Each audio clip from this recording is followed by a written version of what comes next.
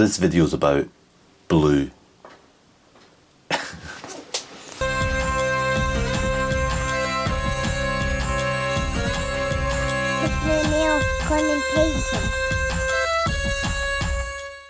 There's something really special about blue.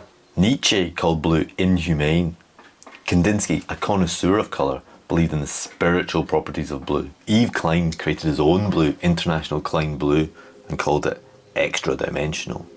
During the Renaissance, ultramarine blue was the most expensive pigment by some way. So much so that the church pretty much controlled all of the usage of ultramarine blue.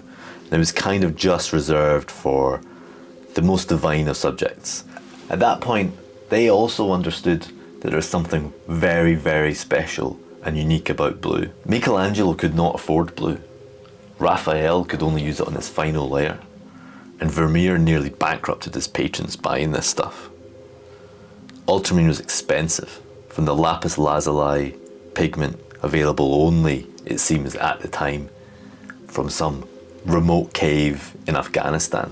Hence the name, by the way, ultramarine blue, from across the sea, beyond the sea. Why does blue have this special status? Why do people talk about blue having an otherness? People write about Titian using blue to refer to the void. Again, Klein talks about his extra dimensionality of blue. Why? Well, when I was trying to figure this out, I discovered something amazing that I suppose I kind of deep down knew. That blue is incredibly rare in nature. I know you're going to be like, wait, hang on a minute, Neil. Look up. Like, well, actually, it's pretty grey here in Glasgow. But the sky is blue. The sea is blue. Blue eyes, bluebells, blueberries. There's loads of blue. But when you look into it, what's interesting about it is these blues are kind of a mirage. The sea is not really blue. The sea just appears this blue because of a refraction from the sky. The sky only appears blue because of refraction of light through the atmosphere. It's not a blue you can hold. Even the blue of people's eye colours is made from melanin, which is brown. It's just the way that it's structured creates a trick to appear blue. Blueberries too, it's actually a red pigment. The same sort of pigment you get in a grape. It's just the way that it's structured makes it appear kind of blue. Now, in researching this, I discovered forums full of people arguing over this. I don't really want to get into the technical quality, the technical aspects of colour. I'm going to leave that to someone else. But I do think this does build the point about this otherness of blue. So this painting today is all about this otherness of blue. That's the painting there. Here's the painting here. It's really blue. It's all about blue. It's all about ultramarine blue. So let's show the painting and also just what I was doing, what I was thinking about. Okay, so here we go in the painting. This isn't a commission, this is just something I'm doing kind of for my own practice, I guess. Not done a underdrawing for this one, just went straight in with the paint, straight in with the blue. But you can see I kind of messed up there, I had to scrape it away. I think it's so important not to be fearful of that. Sometimes you just gotta go, this isn't working, I've got to reset. I've got to reset myself. I think it's much easier to develop the painting from a strong foundation. Just expand on some of those issues of blue while this thing sort of comes together, or hopefully starts to come together. I think another interesting thing about blue is how often it's used to describe melancholy, despair, or depression. You know, I've got the blues, or so-and-so's in the blues. Even, you know, people like artists having blue periods and things being associated with sadness and existential crisis. I don't really feel that about blue myself. Blue doesn't seem to create that in me. I think it's just another example of how blue has a kind of otherness. This detachment from the natural. You know, I get what Klein is saying. I wasn't sure what he meant by extra dimensional at first, but now that I kind of think about it, and maybe from doing this painting and staring into this blue for so long, I started to understand this other Klein quote. He says, blue has no dimensions. It is beyond dimensions, whereas the other colours are not. And I think I know what he's saying. I think I get it. Blue does seem to signify some other world, partly because of this issue with blue not really occurring in nature.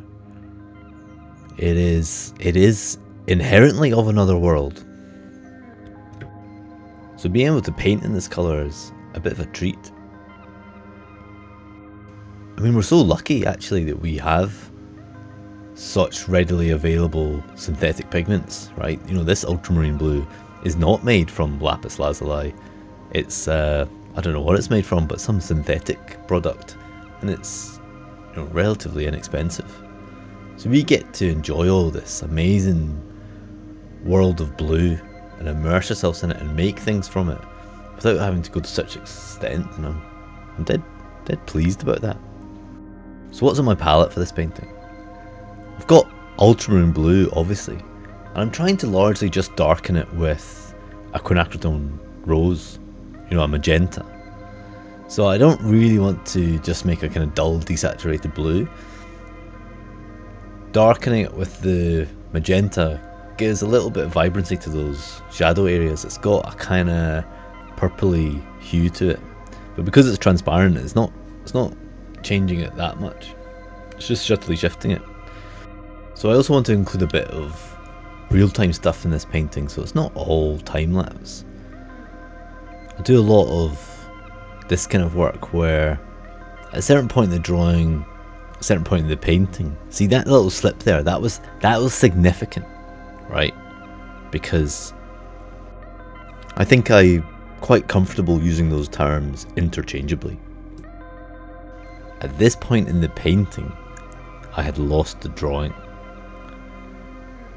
And I wonder sometimes if I should be more comfortable with that, just let it be lost. But I do find if you can just pick out these wee bits, so in this case, just something of the shape of that eye, something of the shape of the mouth, I just needed it to be sharp. I just needed it to be really precise. And I thought if that had a precision to it, if that had a bit of an anchor, then I can get away with this looseness elsewhere. I like that metaphor too, the anchor. There is something watery or oceanic or marine about this. You know, there's you know, it could be Narcissus, right? Staring into the water. Maybe it's a kind of blue lagoon, and he's seeing his own otherness. I'm not saying that's what this painting is, by the way. I'm just yapping. You can see here, once I'd finished the initial painting, I actually went back the day after and gave it a blue glaze, just to really get it blue. But even then I wasn't really happy. I really needed to darken some of the areas around the face. I did a bit of work off camera to darken the background. It just made this face appear more like it's coming out of this deep dark blue. I think it worked a lot better. So I'm just giving it a varnish here, bringing all the colours back to life. I use Gamvar varnish, so I don't have to wait too long after it's done. You can apply that varnish when it's touch dry, which suits me just fine. So that's the painting. I'm quite pleased with it.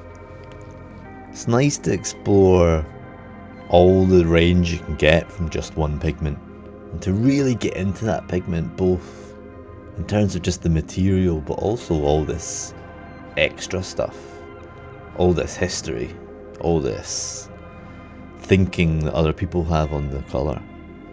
I like all that. I like putting stuff into context, putting it into the world. Makes me like it more. I'm pretty pleased with it. So if you like it, have a look at the website. It'll be on there. And thanks so much for watching.